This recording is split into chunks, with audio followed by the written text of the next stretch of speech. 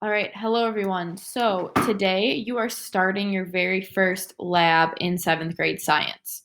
So when you're going through your lab, you are going to be at home doing this.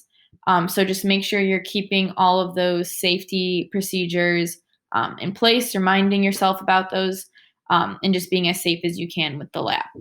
So today you are going to be doing just the pre-lab part. So pre-lab meaning before you actually begin experimenting.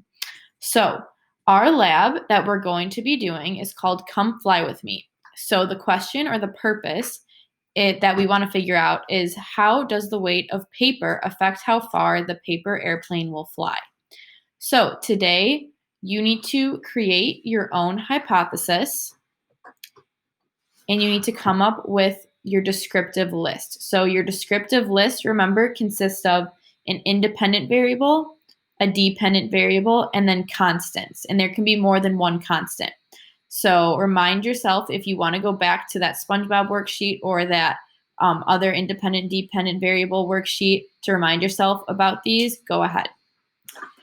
So you're doing hypothesis, descriptive list, and then you are going to be gathering your materials. So it is up to you what type of paper you're going to be using. So for example, we just want 3 different types of paper or the weight of the paper. So you can use notebook, computer, newspaper, cardstock, construction paper, anything else, but it has to be some sort of paper material. So you're going to choose 3 different types. You're going to get a measuring tape. If you don't have a measuring tape, you can get creative. If you know that, like, if you have tile on your floor and you know that one of those tiles' lengths is 1 foot, then you can perform the experiment in the kitchen or your living room, wherever those tiles are at. So if you don't have a measuring tape or a ruler or a meter stick or anything like that, get creative that way. And then lastly, you'll want to need tape if you want to tape your paper airplane.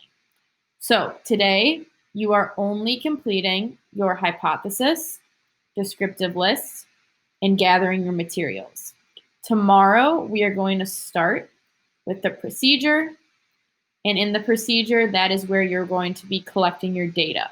So if you want to get ahead, you are more than welcome to. But in order for this experiment to feel less overwhelming by yourself at home, I would really suggest just sticking with these first parts of the experiment today. So this is our pre-lab. It's the pre-lab because it's before you conduct your experiment, so before you conduct your procedure. So as you're going through it, just make sure that you're filling out your worksheet.